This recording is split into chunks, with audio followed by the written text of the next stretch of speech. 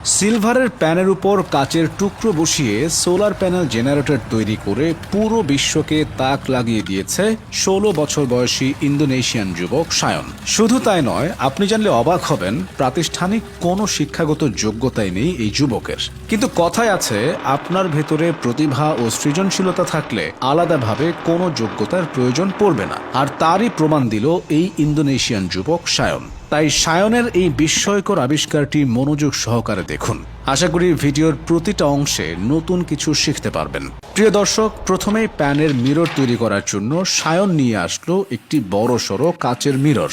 তারপর সেই মিররটি টেবিলে রেখে একটি বড় স্কেলের সাহায্যে নির্দিষ্ট মাপে দাগ কেটে সিরিয়াল নাম্বার লিখে নিলেন। এবার একটি গ্লাস কাটার ডিভাইসের সাহায্য নিয়ে একে একে সেই মিররটিকে খণ্ডিত করে কেটে নিলেন। তারপর সেই অংশগুলোকে আবার ছোট ছোট টুকরো টুকরো অংশে আলাদা করে কেটে নেওয়া হলো। এ পর্যায়ে প্যানের উপর কেটে রাখা কাচের টুকরোগুলো বসিয়ে দেওয়ার পালা। তার জন্য প্রথমেই সেই সিলভারের প্যানের ভেতরের অংশে কাচের টুকরোগুলোকে গাম জেল দিয়ে বসিয়ে দিলেন এবং প্যানের বাহিরের কাচের টুকরোর অংশগুলো সমান বরাবর কেটে দিল। ইতিমধ্যেই তৈরি করা হয়ে গেল সায়নের প্যানের তৈরি মিরর। লক্ষ্য করুন, এবার যখন সায়ন প্যানটিকে সূর্যের আলোতে রাখলো, তারপরই প্যানটি এতটাই তাপ শক্তি উৎপন্ন করছে যে এর উপর একটি কাগজ ধরা মাত্রই কয়েক সেকেন্ডে তাতে আগুন ধরে গেল।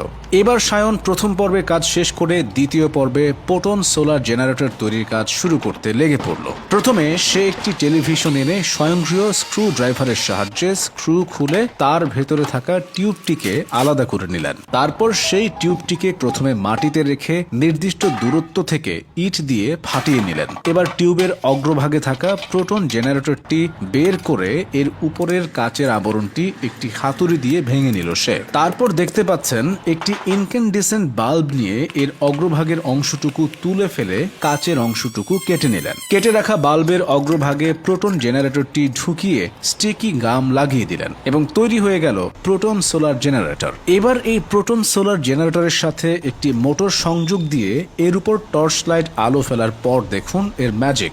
সোলার প্যানেল জেনারেটরটি টর্চ লাইটের আলো বিদ্যুৎ শক্তিতে রূপান্তর করে মোটরটিতে বিদ্যুৎ সরবরাহ করছে, যার কারণে মোটরটি স্বয়ংক্রিয়ভাবে ঘুরছে। এরপর সায়ন সোলার প্যানেল জেনারেটরটির অগ্রভাগে একটি প্লাস্টিকের পিভিসি পাইপ লাগিয়ে নিলেন। ব্যাস, তৈরি হয়ে গেল সায়নের সিলভারের প্যানের সোলার জেনারেটর। এবার সে তার তৈরি করা সোলার জেনারেটরটিকে নিয়ে আসলো একটি খোলা মাঠে।